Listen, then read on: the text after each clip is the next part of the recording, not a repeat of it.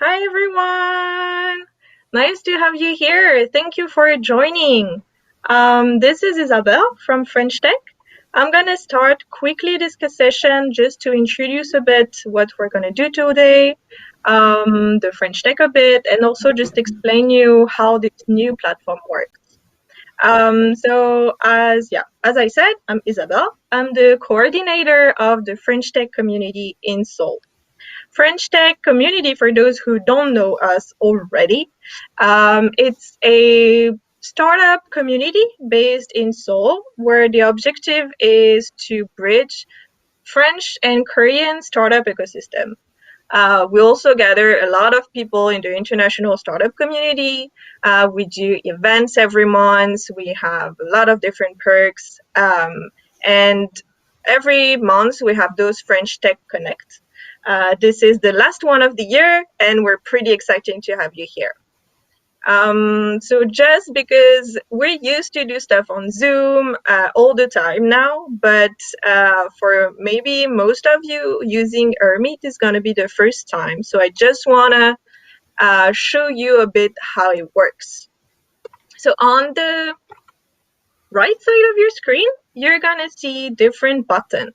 You're going to see first, raise your hand. This is if you want to talk to me or talk during the session.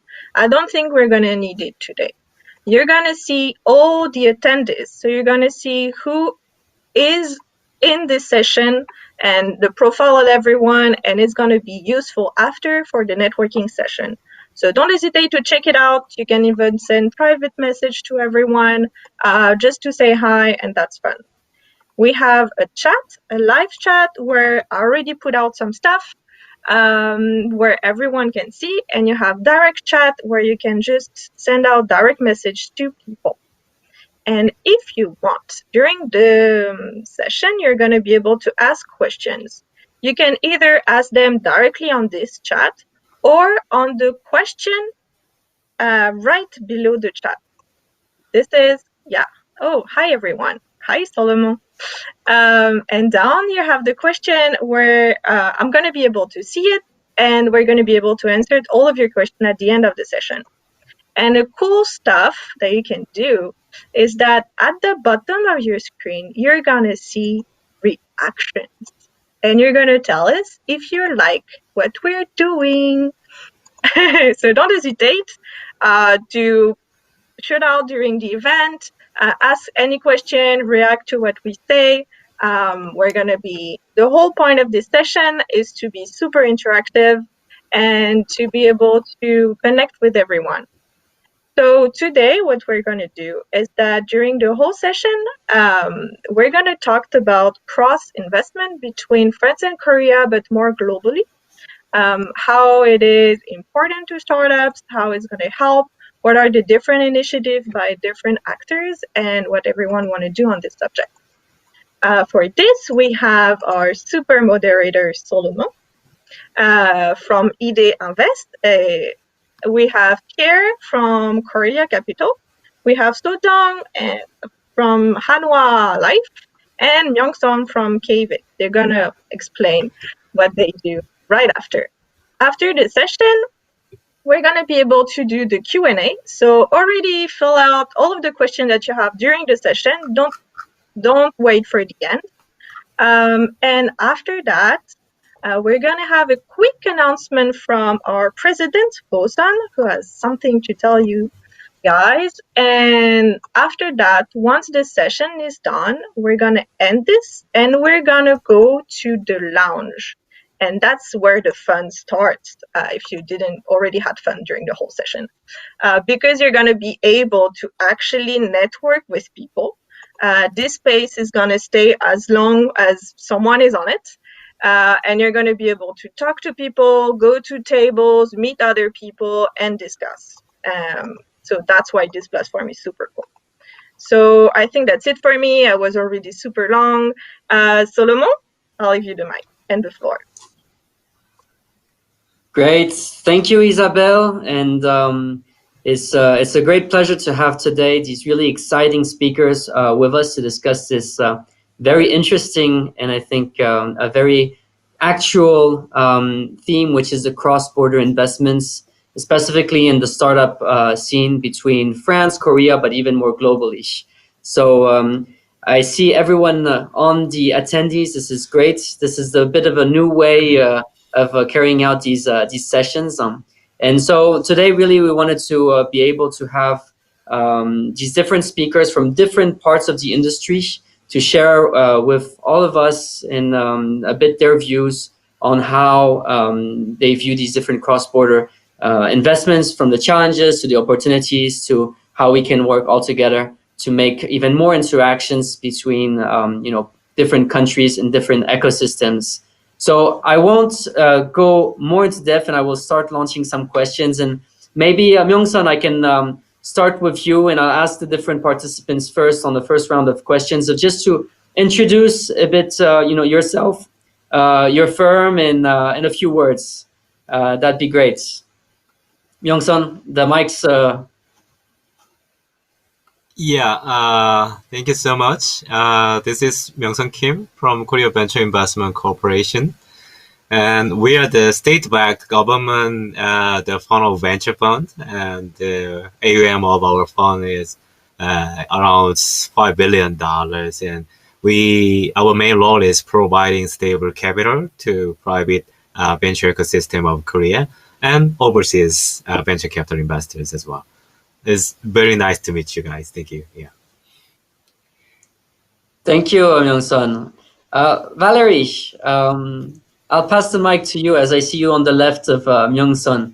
Could you share a bit, about yourself? And you speak French, so this is a great, maybe afterwards the table, you can, also exchange in French with some of the members. But if you could share, a few words about yourself and about Hanwha Life, that'd be great. Okay, I can speak French, but for the sake of everyone here, I'll just introduce myself in English. And I am Yoon from Hanwha Life Insurance, and our team is strategic investment team there. And I think many of you are familiar with Hanwha, but I'll give a brief overview just in case. And basically, Hanwha Life Insurance, we are an insurance company, but we do cover various aspects of financial services through our subsidiaries. So we do have Hanwha Asset Management, and Hanwha Asset Management, which manages the investment, and we do have Hanwha Investment Securities and also general insurance as well. So basically, we cover all the aspects of financial services, not limited to insurance. And our team, which is a strategic investment team, is a corporate venture capital arm of Hanwha Life, and we invest in many private companies by using corporate funds. What I do as an investment analyst in the strategic investment team is that we look at many different global startups to invest in, and our core focus in these investments is to make sure that they relate back to Hanwha Growth business pillars. Great, thank you very much for that. Pierre, could you share a word with us about yourself and about Korelya Capital? Thanks a lot, Salomon. Hello, everyone. It's great to be here. Thanks to the French Tech Soul team to have us here. It's a great venue. Hermit, I didn't know about it. I'm very excited to explore it. My name is Pierre Ju. I'm the representative in Korea for a VC management company called Korelya Capital. We are headquartered in Paris. We have a little more than 200 million euros of asset under management from our anchor and strategic LP Naver and its subsidiary Line. We invest mostly in Europe-based startup companies with the objective to help them expand their business and therefore accelerate their growth in the Asian market, starting with Korea and Japan. I think, happy to answer further questions later on, but I think for introduction, that would be more or less it. Great. Pierre, I'm gonna keep you on the mic and ask this first question. Why is a VC fund like Korelya, who is, as you mentioned, headquartered in France, why did you come to Korea to establish an office here? You mentioned Naver as the anchor investor, so I'm sure that's a bit part of it. But please, if you could share a bit more on why Korelya in Korea, and then even more generally on the attraction of the Korean ecosystem for French VC. Well, yeah, for us the answer was pretty obvious because we have Naver as our LP, and so for us it was very important to sort of have and manage a very close relationship with our investors. So setting up an office in Seoul here was an obvious answer. But I have to say that from a VC perspective, the Korean startup scene is becoming more and more attractive for many reasons, but just to name a few, I think the Korean market is a very exciting market because, first of all, you have it's a market full of early adopters and fast responding consumers. So this is very interesting, I think, for startups to test new product and service and then to expand. So it was indeed very interesting for us to be very close to this market. And then also you have a lot of industrial groups, conglomerates, very powerful groups that are probably very interested and increasingly interesting in exploring European markets and especially the European tech system. So for us, it was also an opportunity to be closer to them in order to better understand their objectives and help them with regards to better understanding what was going on in Europe in terms of innovation. Great. I mean, I think this is very interesting, and I must say that we on our side also have seen this, and I believe it's a trend where we will probably see in Korea more and more foreign VCs coming here to participate in the markets. You mentioned the big conglomerates in Korea and helping them, understand some of the opportunities, and that they themselves have been attracted more and more into those foreign markets. Maybe Soo-jung, if I could ask a bit, more. You talked a bit on the Hanwha Life and the strategic investments that you cover. Could you share a bit more on why a corporate as Hanwha is looking to invest, first of all, in, let's say, startup and these new technologies, and then also why a group as Hanwha, but is shared with many other groups, looks to go outside of their local markets to find those technologies? Firstly, why a Korean corporate needs to invest in startups, and basically because of the challenging macroeconomic circumstances. You already might know that due to such an plummeting interest rate around the world and decreasing ROE, return on equity, as a result, we have to find out strategic companies that might be aligned with our main insurance business and could act as an add-on to our business. And that's why our team, strategic investment team, which is an in-house venture team, we invest in innovative startups and in some cases try to acquire startups to drive growth. And I believe many top global corporations, including Amazon and Facebook, have kept their growth rate intact by actively cooperating and collaborating with top startups. So why do we invest in startups abroad? Since innovation and growth have become our top priorities, we strive to make investments not just limited to domestic market, because basically Korean market itself has limited size and scalability. So we strive to look for startups which can be our strategic partner globally that can bring both higher returns and new business opportunities, like starting a business abroad or expanding to a new overseas market. Great. That's very clear. Mm-hmm. Thank you, Soo-jung, for that outline. Myeongseon, it's really interesting. We had the venture capitalist look. We had the corporate look on the strategic parts. It'd be really interesting to share and have your view on why a government agency as K-VIC seeks to attract, in fact, some foreign capital into the Korean tech markets. Well, I think that's a very good question. When the K-VIC, the government agency was established in 2005. Their main role was just providing the stable capital to the local VCs, and then they just invest in the early and Series A startups. So it was enough at that time. The money could go to the startups, and they created jobs, and they contributed to the economy of Korea.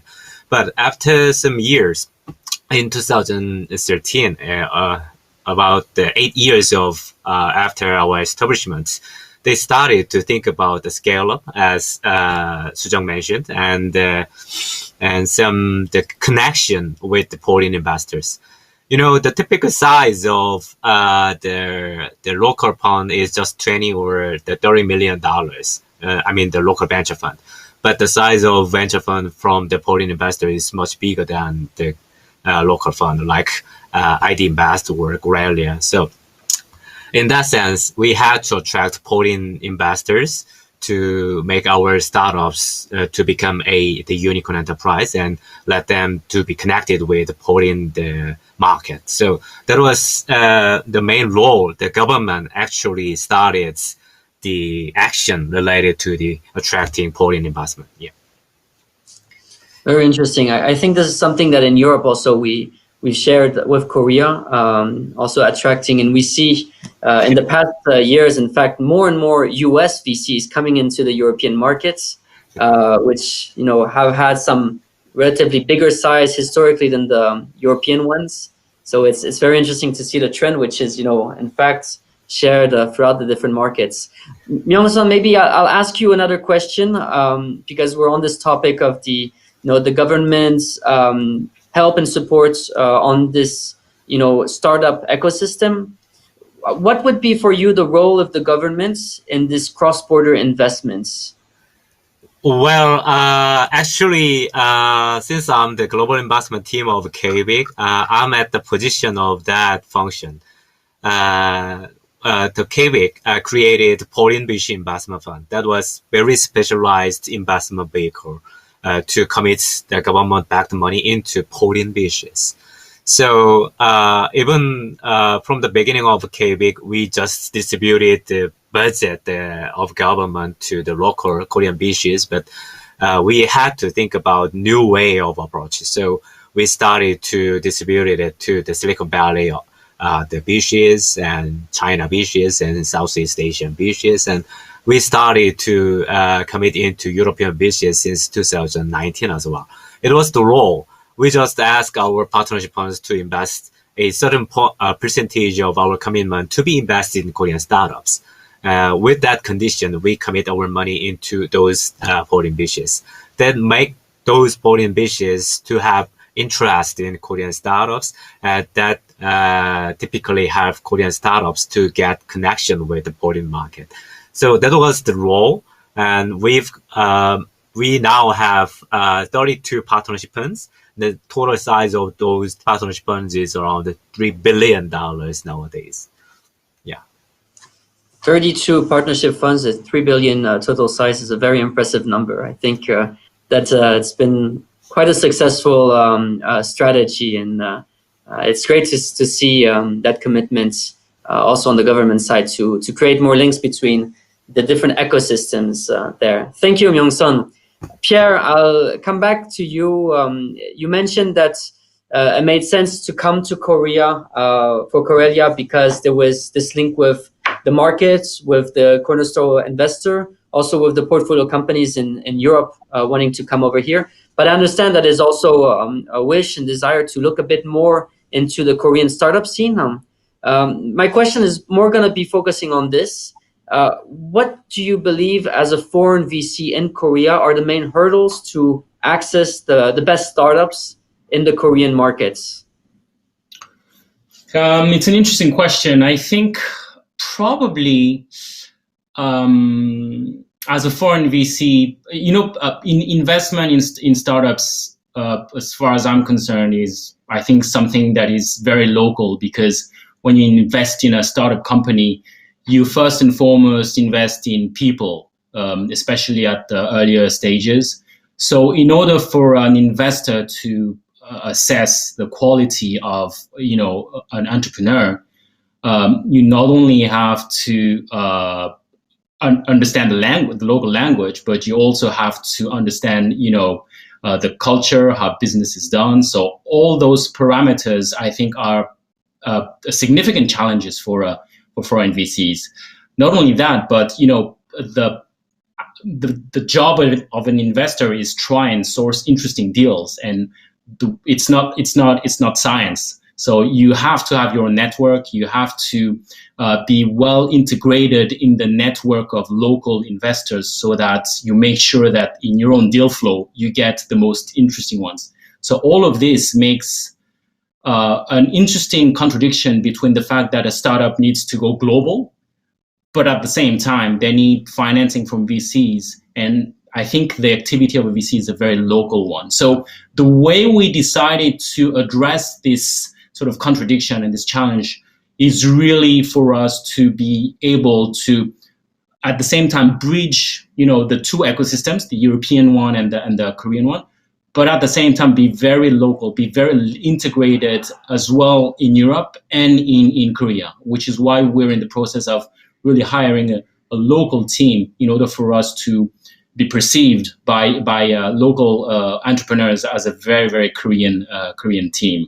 There are, I think, many other challenges for foreign VCs when it comes to investing in Korea, but I think the main challenge for a foreign VC is that one. Thank you for that. Very insightful. I noted that you are building up the team here. So for everyone in the attendees, please forward your CVs to Pierre. We do send resumes. You're gonna receive a tons. So thank you, Pierre. Sojong, I want to ask and get your view a bit on a similar question of those hurdles for an investor going overseas. It'd be great to view, as Hanwha is a huge group, and you have incredible reputation and recognition. And I think this is not just in Korea, but across the globe. So what are the main hurdles you have, to be able to invest in these best startups outside of Korea, and maybe even you face some in Korea? So it'd be really interesting to hear your point of view on that. Okay.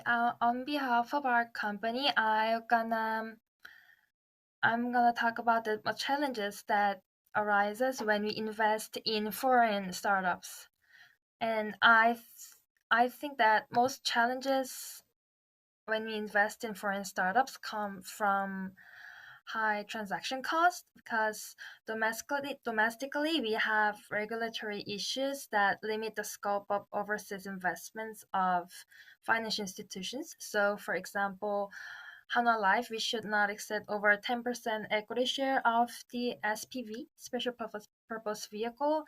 Otherwise, we have to go through filing process with the foreign exchange authorities in Korea.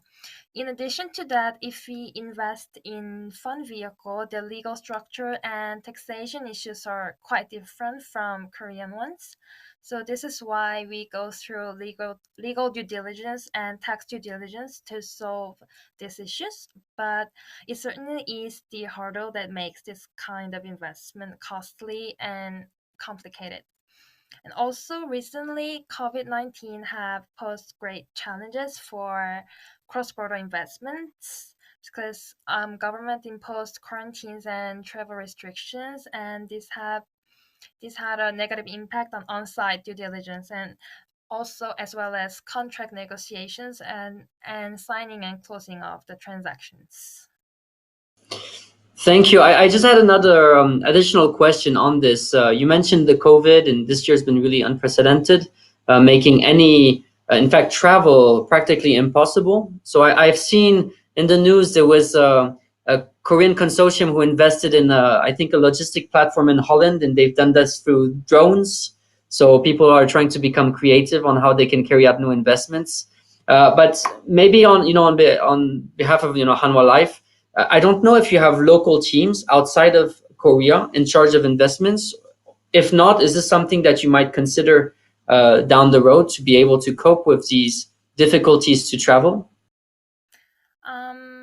In terms of due diligence, we have our subsidiaries and in in US and in China and also in Vietnam and so on. So we have to work together with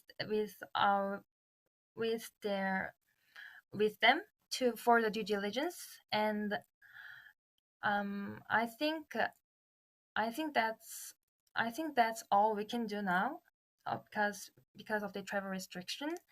And the investment we already made in 2020 this year, we will have to do on-site due diligence when all this COVID pandemic is over, and we're gonna have to travel there for the post due diligence.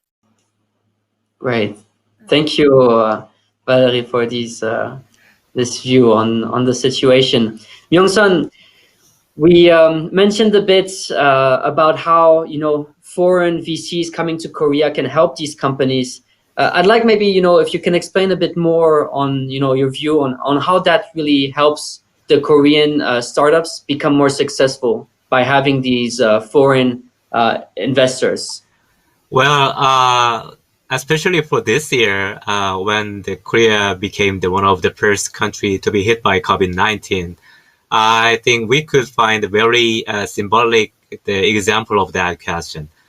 The travel industry was the representative industry that hit by COVID-19, and one of the famous Korean travel startup Myeongseon was struggling to overcome those crises in 2020. But after a few months later of the outbreak of COVID-19, they got investment from the foreign VCs, including Partech, the French VCs, and the Tecton, and some local VCs, including IMM, Smilegate. So the aggregate investment amount was around $40 million at the time. So even the Myeongseon was struggling to overcome the crisis, but the investors thought that it was opportunity. They already thought that Myeongseon is one of the category leader for this travel sector, and even under this COVID-19, the sales for the domestic travel was increasing. So they saw some possibility. So they boldly invest in these Korean startups. I think it was a very symbolic event, and we were very pleased to that news, since the K-VIC is one of the LP of the Partech, the French VCs, and they actively invest in Korean startups. That was a good example for me. Very insightful on that. Someone else mentioned my real trip, so it's very interesting to see how they've managed to go through the COVID. In fact, coming out even stronger. Yeah. So it's very, very, very interesting. Pierre, maybe you can share a bit, some feedbacks on how you're helping the companies, either maybe the French companies to come to Korea, and how you could help the Korean companies to go outside of Korea. Maybe by an example, that would be also. Well, so when we for the time being, we focused on investing in Europe-based startup companies that have a sort of potential for growth in Asian markets. So first, I think the foundation of a constructive relationship between a VC and a portfolio startup is the shared interest in developing Asia. So this has to be the fundamental, and in this case, Korea. So then what we do is we really provide an integrated business consulting service to the portfolio startup. We try and understand the added value of that startup product or service, how it could adapt to the Korean market, and what would be the strategy for an entry into the Korean market. And then once we have a clear strategy set forth, it can take the form of many different actions.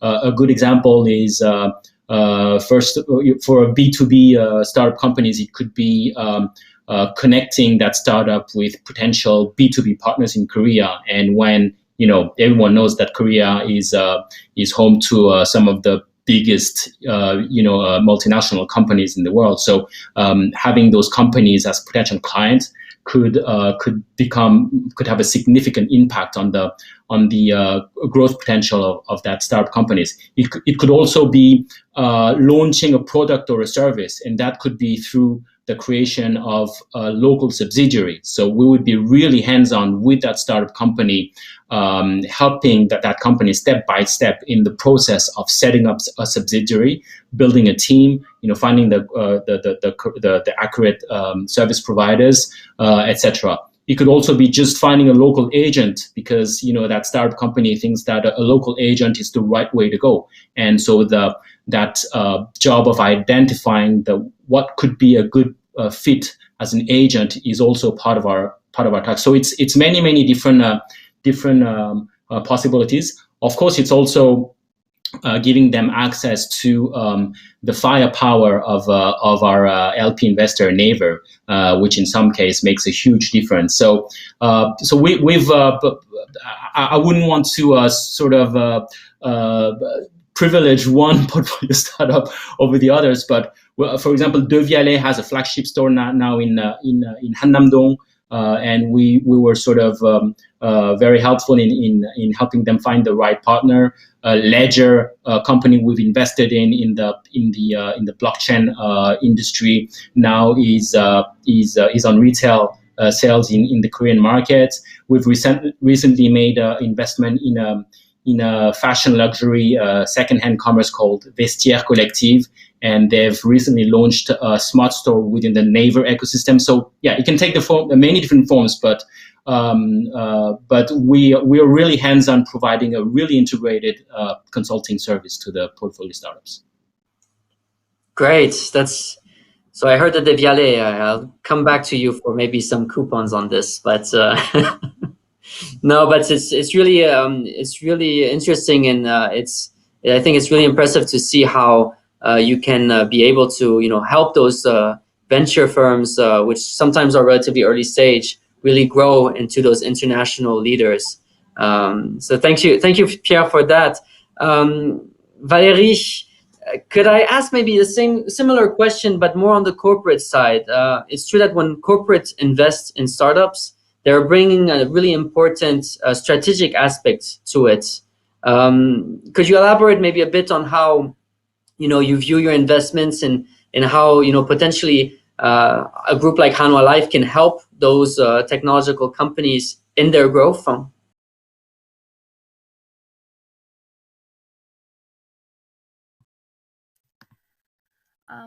It's gonna be like just we can provide startups with value creation plan. Like we have our own, because Hanwha, we have our own open innovation platform, which is called Dream Plus. So this Dream Plus is a company builder and also as well as an accelerator. So we can give them a business consulting, or also by leveraging our networks globally, we can make them partnerships around the globe, and also this kind of value add plans through our Hanwha Life's open innovation network. And I think this is and also we can propose the startups a strategic collaboration with Hanwha Life or Hanwha Group subsidiaries, or also other corporates in our network. So like collaboration with other large corporations will give startups to drive innovation and growth and accelerate growth and also they can get access to their existing customer base, so on. And I think this is kind of things that corporates can give startups to make their for their value creation, I mean. Thank you, Valerie. Yeah, I think it's having the backing of a strong group. Pierre, you mentioned Naver, Valerie on the ecosystem also of Hanwha Life, and the Dream Plus. it's I think something that for startups is always a great way to help them grow into those international leaders, which we hope that they achieve. I'm gonna finish a bit around with one last question. I know we're arriving a bit in at the time, and we want to open up for some Q&A afterwards. So this is gonna be more of a, let's say, a personal maybe answer and feel of each person. We've discussed a lot about the cross-border parts. I think we all agree that having the foreign investments is something that can help the ecosystem. So maybe Myeongseon, you can start. What is your, let's say, view on how we can help enhance the cross-border interactions going down the road? Well, I think the answer I could give you is the role of government. Since I'm working at government agency, and there is a very similar institution in France, the BPI France, is the French government-backed the fund of venture fund, and which is very similar institution like K-VIC. And the K-VIC and BPI France had an MOU, and when the Korean president, Mr. Moon Jae-in, visited France in 2018, and when the Minister of Small and Medium Enterprise and Startups visited France last year, we had built a strong relationship with that BPI France as well. And since they commit into foreign beaches and French beaches, and we commit into Korean beaches and foreign beaches, if we select very good and excellent the GP, and if we commit money from both sides to a single and same general partners, and we ask them to invest in both Korea and France, and that became the symbol of the cooperation between countries. That could meet the diplomatic purposes, and then that could help startups of both countries. So I think this relationship between government level should be the more active in the future, even we are under this COVID-19 situation. So I'll do my best. And yes, I think that would be a good alternative option I can provide you. Yeah. Thank you, Myeongseon. So continue to enhance government's relationship. I think, Myeongseon, we're in good hands. So thank you for the support and making these links stronger and stronger. Valerie, could I also ask the same question to you? How do you view the best ways to enhance even these cross-border activities?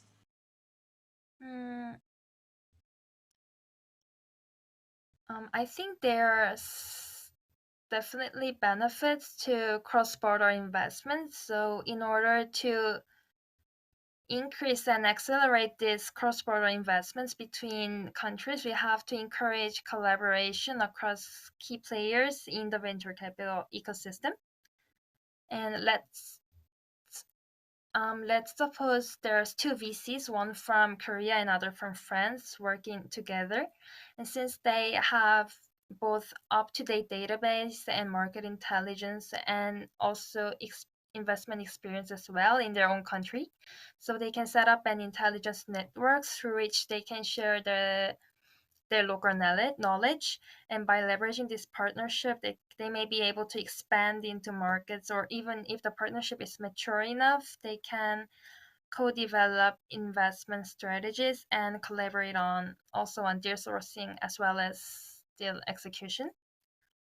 And also our other players like corporations such as corporations can also play a big role in this collaborative initiative, because like Hanwha Life, corporations have intention to invest in and cooperate with promising startups to drive innovation and growth. So the startups can leverage corporations' brand recognition, corporation's brand and marketing and distribution channel.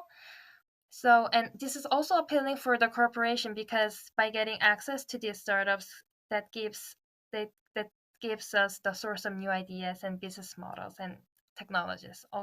And therefore, by facilitating this kind of collaborations across the players, we can develop win-win relationships within the ecosystem.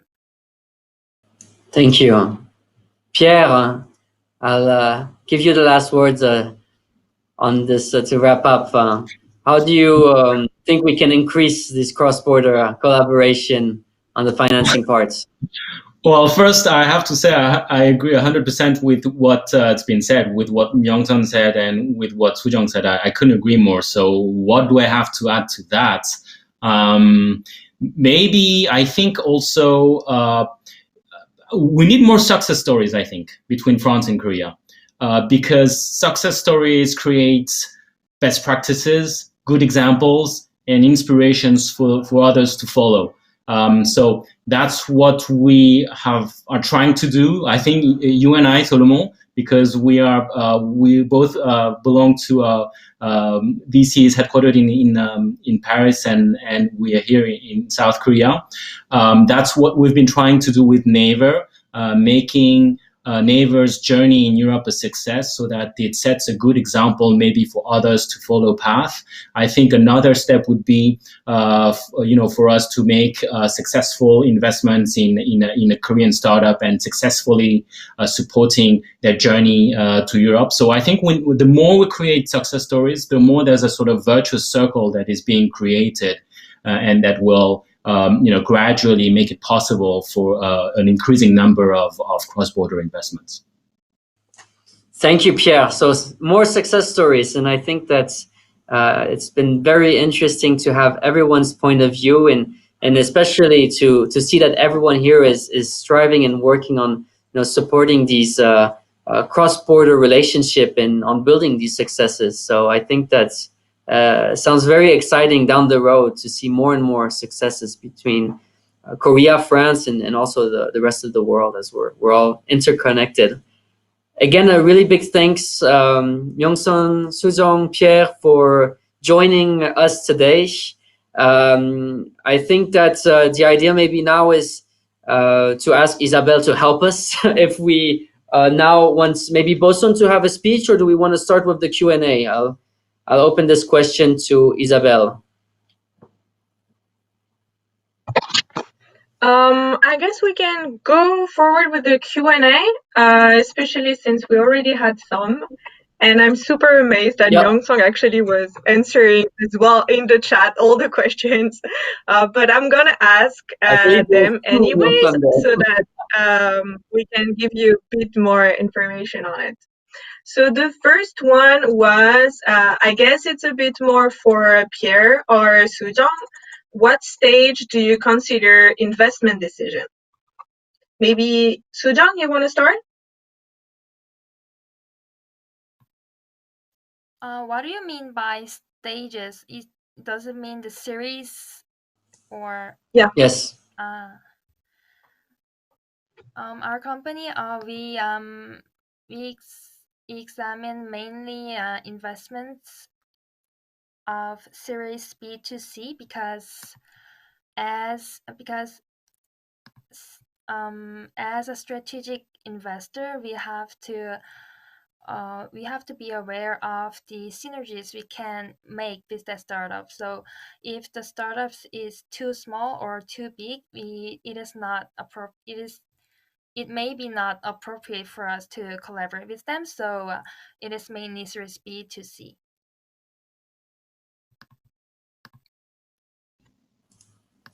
Go, Isabelle. No, please, Pierre. Thank you, Soo-jung. Pierre, what is your Korea?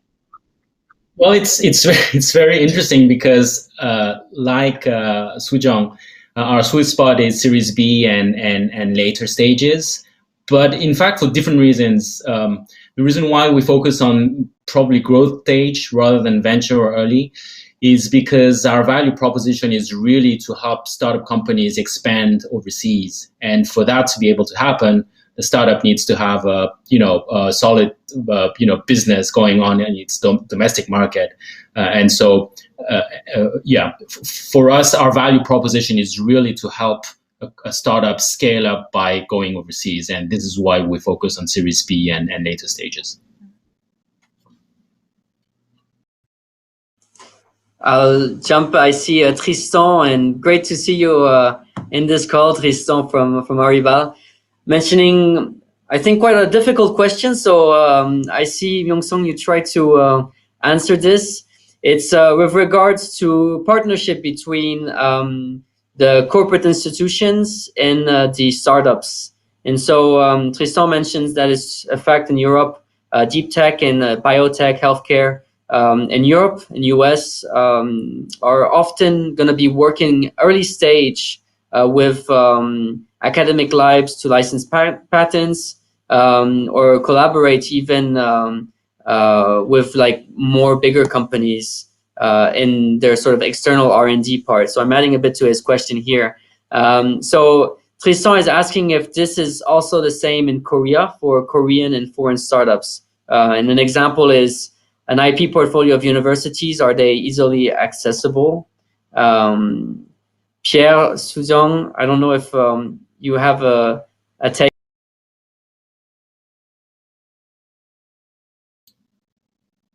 Sujong, you want to take it? I'm not an expert, but I can try and answer. But no, I. Well, yeah, I'm afraid I don't know the exact answer to the question, but it is true though that I think there is a lot of collaboration between the academic circle and the more corporate circles, and maybe a good bridge between the two is I see two main bridges. First ones are university professors. Some of them are really acting like mentors and helping founders that are at the same time their students, grow their ideas and IPs into business sensible startup projects. And another one is, I think there are some accelerators in Korea that are very connected to some academic centers. For example, KAIST in Daejeon is a very, very strong talent pool, and I think there's a lot of acceleration projects over there and initiatives of accelerators. Definitely sort of sourcing interesting talents and technologies to transform them into solid startup companies. I don't know to which extent that answers the question, but this is all I can say at this point. I think that was a pretty good answer. Just to add on that, and also because Myeongseong actually put some information on the chat, but as he said, there is a lot of different. Most university in Korea, they're gonna have kind of a venture or holding, which I guess would have a bit more, especially on the IP issue. I'm not an expert, but I think we can take a look. You can take a look a bit more on this, Tristan. Maybe we can go to the next question. Let me check it out. Oh, yeah, I guess that's for Solomon and Pierre a bit more. Could you describe an example of a success story in the ecosystem of startup and seeder? What, Pierre, do you define as a success story? You mean a success story of a Korean startups making it abroad, or a foreign startups making it in Korea, or just a success story of a Korean startups? If it's the latter, I mean, there are a lot. The question would be more at which point or what makes it a startup story, a success story?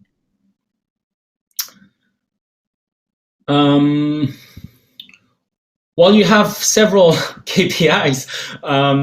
It really depends on the perspective. I would say, from a founder's perspective, the definition of the notion of success is really something, I think, personal. The founder usually has a vision and usually has its own KPI that is really related to his or her own project. So that would be one perspective. Second perspective, of course, is valuation of the company. So a very very common KPI is the unicorn, right? Once the valuation of a startup company, of a non-listed startup company reaches that very iconic $1 billion level, that startup is considered a success story, which I think is fair to say. And usually, when countries sort of compare one another and try and outperform neighbors in becoming a startup nation, usually the KPI that is taken into consideration most oftentimes is KPI. From a business perspective, it's of course the exit, because you're an investor, you're a long-term investor. You want to support the company, but you need to have a return on investment, and you have to make sure that your LP investors, such as Myeongseon, are satisfied. So you need to take that into consideration. So it really depends on which perspective you base your question on. Yeah, I think it's success is something that's, I think, very difficult to define depending on the point of view. It's true that for, let's say, the original success story is the IPO. That's the sexy story. It's the company that starts in the basement or in the garage, and with maybe a few co-founders, and manages to go an IPO on the Nasdaq. I mean, those are I think some incredible success stories. At IDinvest, we had the luck of being able to finance some of those incredible success stories that went from France or Europe and were able to IPO in Nasdaq or New York Stock Exchange. It's always something really quite incredible, because it's a whole story of going from the initial parts where the team were maybe 4 to 5 people until the multi-billion company. And I mean, for us, one of the biggest success stories that we backed was Criteo. They're the ones who invented, in fact, the cookies on the internet. So being able to do some targeting ads. So this is a bit old school now with all the new type of technology available, but at that time it was really a true revolution. And we backed them, Jean-Baptiste Rudel, when the team was just 4 or 5 people with a common vision and a really exciting story that they wanted to build until the Nasdaq IPO. And yes, this is something quite incredible. But I think that you're going to be seeing more and more success stories of companies going across the globe and being able to become, real international startups, which, when they're international and multi-billion, they're not really a startup anymore. But this is something that we're going to see more and more. And I think that in Korea, we're really seeing some very exciting stories being built as of today. I mean, Kakao and Naver were, I would say, maybe the first wave of tech giants that were built, but even though they might have tried to go outside of Korea, they've stayed mostly in Korea. But we're seeing, Coupang, I'm thinking of Carrot Markets, that are really trying to, I think, break this let's say, this glass wall and get outside of Korea and really become a sort of global standard. And I think this is going to be really interesting in the years to come.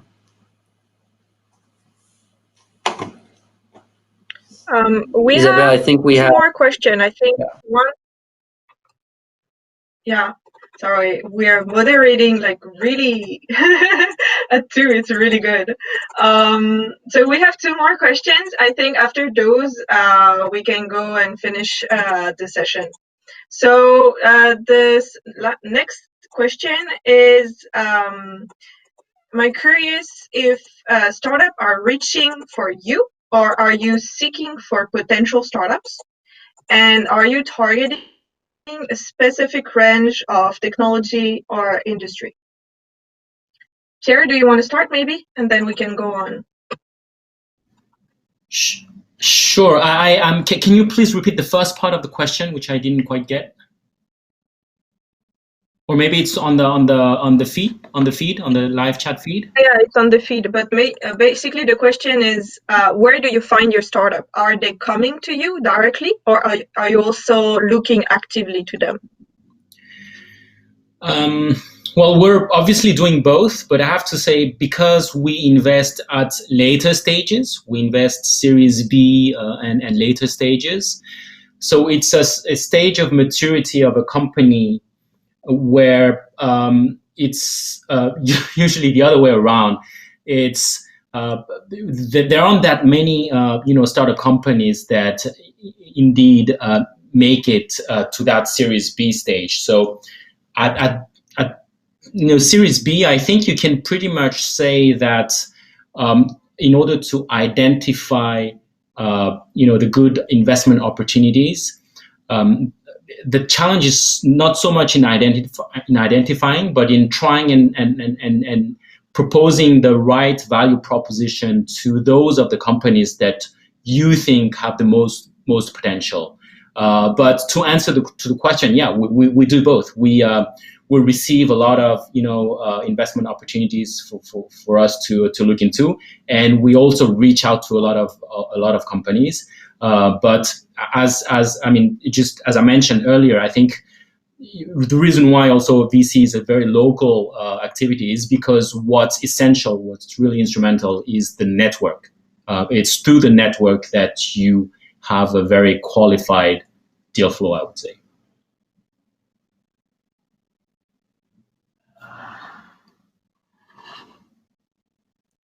Maybe I'll jump on this one very quickly. I mean, I think just to add one point is, in fact, the best startups never really come to you. Only when you have, the reputation in your maybe earlier stage, but you're not really sure if they're the best startups at that time. So it's there's a lot of capital in the markets currently, a lot of financings. So there's a lot of ways to get financing for the startups.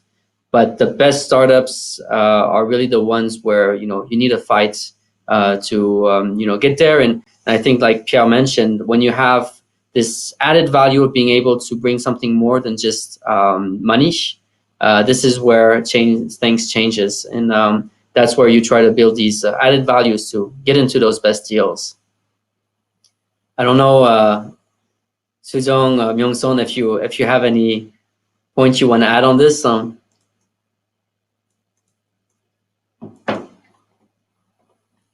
Okay, maybe we can go to next last question, Isabelle. So last question would be, what are some good ways to identify early stage Korean startups, or not just Korean, I guess, that are looking for seed investment? So that would be more early stage.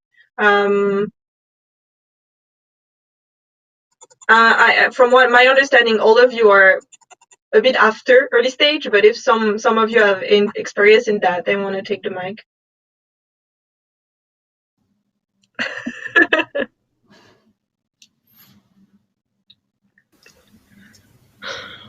Pierre? Well, there's no easy way, really. I think when you're focusing on seed or pre-seed,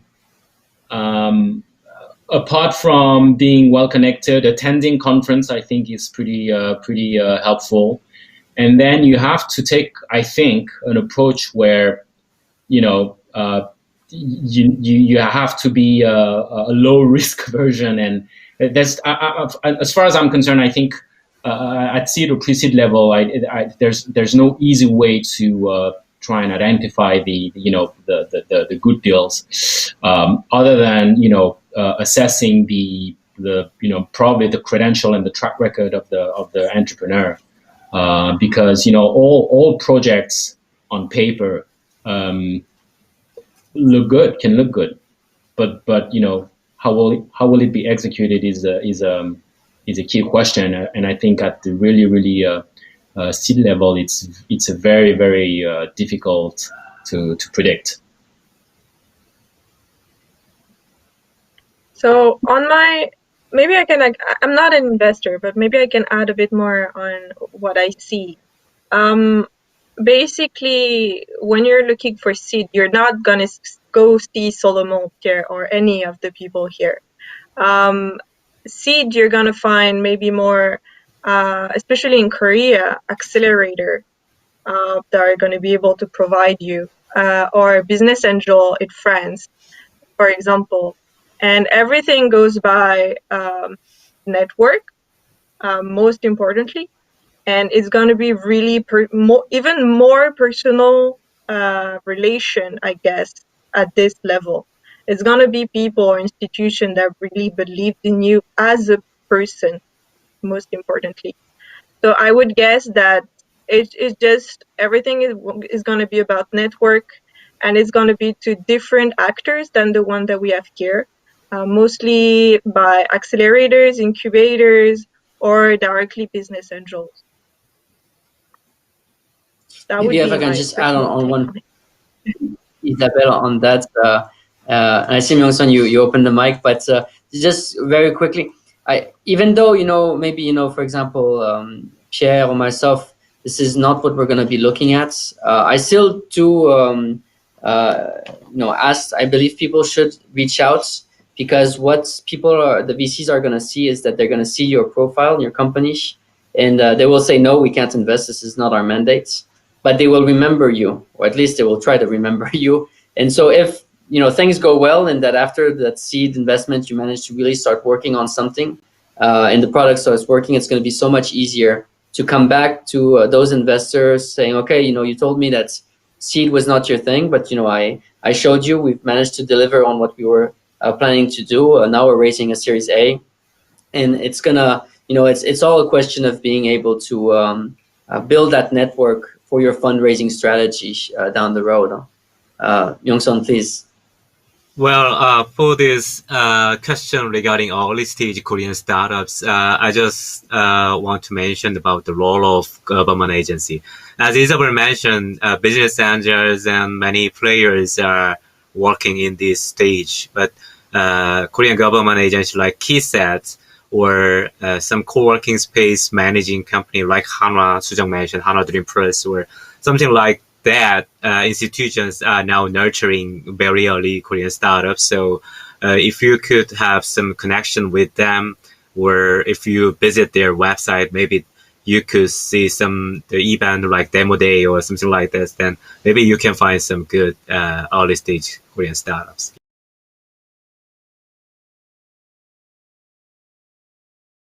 We kind of already moved on to the time, and what's interesting is that any question that may not have been answered yet, you can go directly talk to anyone after and ask your question in the lounge. So I'm just gonna check out because Bosun wanted to. Yeah, I think she's not here. What we wanted to tell you to finish a bit this session is a bit of an announcement on the side of French Tech Seoul. Solomon, do I do it, or do you want to do it? Yeah, please go ahead. So as I told you in the beginning, French Tech Seoul, we do all of this kind of session and all of the different activities that we do. We do it by your board and volunteer. So myself and Solomon and some of other people that are here, everyone is just basically giving on their time to help this community grow and help each other. And every year we change our board. And this time is we want to open to new members to join us for next year. So this is our announcement. This is if anyone in the community would like to be more involved in the French Tech next year and be able to help us out, bring your experience, your network, help us on organizing amazing events and everything, you're way more than welcome to come to us.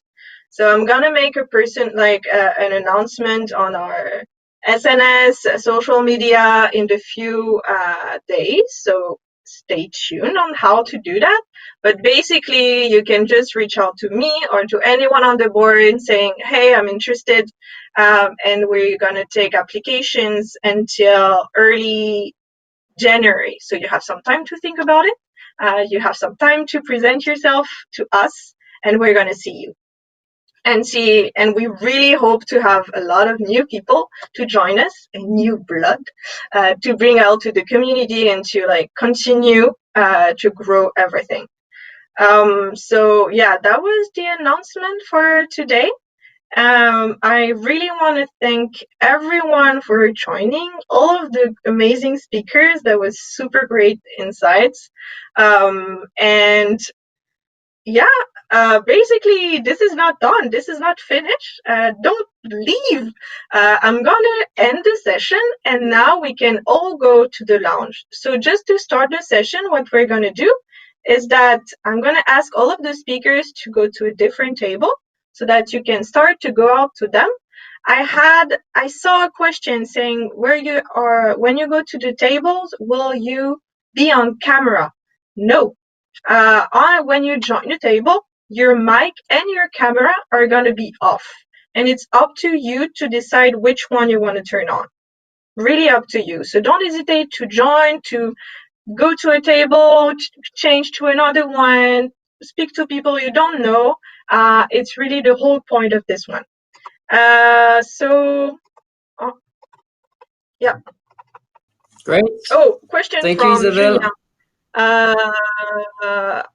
I guess you can just come to me as well if you want to discuss this. I just wanted to know if people that are not in Seoul can help us. And the answer for now is yes, I guess. Let's see what you can bring, how you can help us, and we can talk together to see this. So, yeah, let's go to the networking party. See you on the other side.